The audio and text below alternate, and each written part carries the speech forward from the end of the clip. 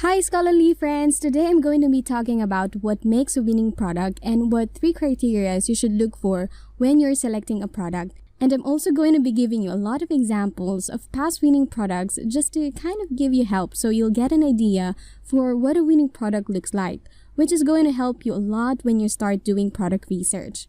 This is such a crucial stage when starting dropshipping, so please pay attention.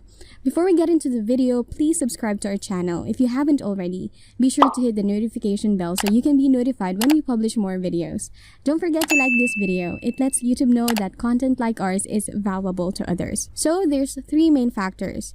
Number 1 is high demand. So you need the product to be in high demand.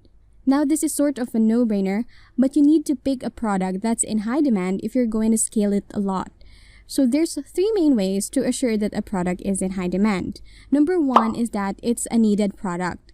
So people should need it. So it solves a problem. If it solves a problem, there's always going to be people who need that product as long as people still have that problem. So there's problems that are always out there. For example, weight loss. There's always people trying to lose weight.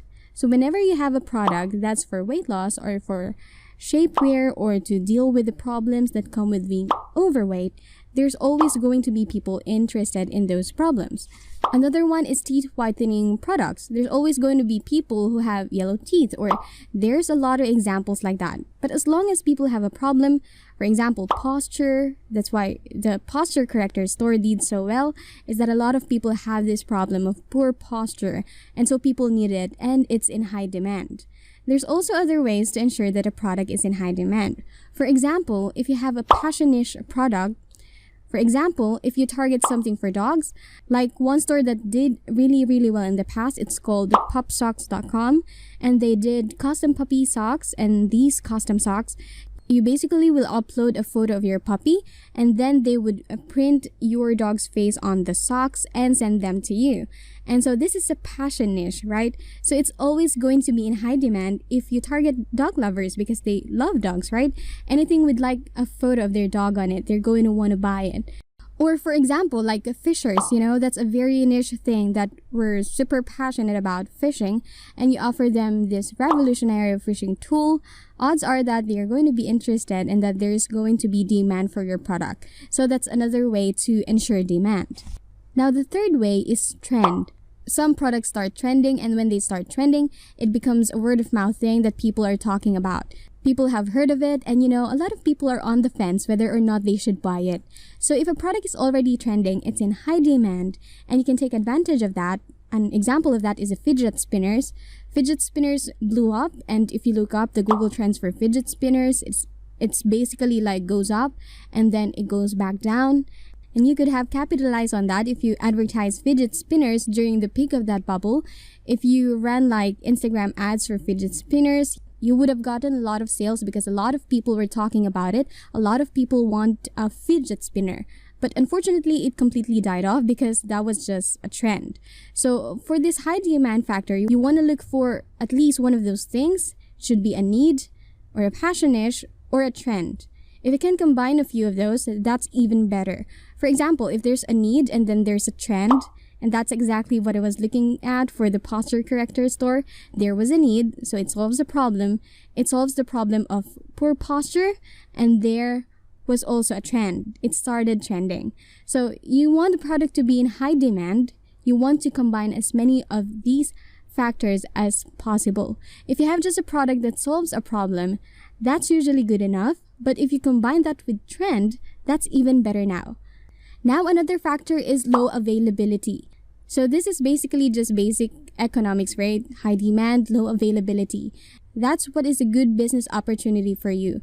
Now, if low availability, what I mean is that a certain product that's not easily found in stores with no competitors that are marketing it, or it's a new product, right? And so if you have either of those, if you have any of these 3 things, that could mean that your product has low availability.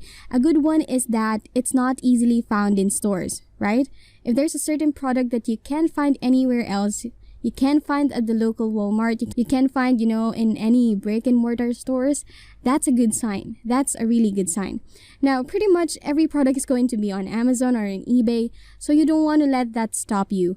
But I'm talking about brick and mortar stores. If your product isn't in any brick and mortar stores, that's a good sign. No competitors marketing it. If you're the first person to market a product that's in high demand, that's a guaranteed win for you. So those are hard to find, obviously. But if you happen to find a product that no one's marketing and it's in high demand, then you should definitely go for it. Now, new products are also in low availability, right? If product is new, it's likely not going to be easily found in stores. There's likely not going to be that many competitors marketing it, and not a lot of people are going to have heard of it. And so, high demand and low availability are probably the most important when it comes to picking a product. But this uniqueness, this third factor, is also extremely important because we're advertising on social media. So these two factors are just the basic economic supply and demand. But this is the social media factor since we're going to be advertising these products on social media. You do want some level of uniqueness to the product, and so there's different forms of uniqueness that you could have. So number one is just wow factor. Like when you watch a video and you're just like, wow, that's impressive. And I would consider the posture corrector as a wow factor because it offers an impressive solution to having like a poor posture, right? To curved shoulders, all this type of thing. In the ad videos, it shows you the back getting straight, and when people see that, they're impressed. It gives them a wow factor. And so that helps a lot with social media. It gets people talking in the comment, and it gets a lot of engagement, and it really helps the post do well on social media. So wow factor is extremely important if you're going to advertise on social media. Now, there's different ways to have uniqueness. Quirky, fun products also work great. And a lot of people advertise this mainly. For example, bluecrate.com, that's like their whole strategy is to focus on quirky, fun products. And those work well because they're unique, right? And so if you have unique products, it gets people's attention on social media. So quirky, fun products do work well. And another way to be unique is with customization. So like I was talking about the example of the Pop Socks, the company that did socks where you could print your puppy's face on the socks, that's customization. It makes you more unique, right? So they were like, their ads literally showed, put your puppy on your socks. And so people were like, oh, this is unique, this is cool. And they were talking about in the comments, and then the post just went completely viral. And so uniqueness, customization works really well. So you want to have these three main factors in place, at least when you're selecting a product. So high demand, low availability, and uniqueness. Any combination of one of these, it's even better. Like high demand and low availability, uniqueness. Or I like something that solves a problem that's not easily found in stores and that has wow factors. And so this is a great winning formula for a winning product. If you think you're ready to start your store, watch our other dropshipping tutorial for free and sign up on Shopify using the link below. If you're into scaling your dropshipping business and want to make it your full-time job, check out an awesome dropshipping course down below. Again, please, if you found this video useful, subscribe, hit the notification bell, and like this video. See you on the next one.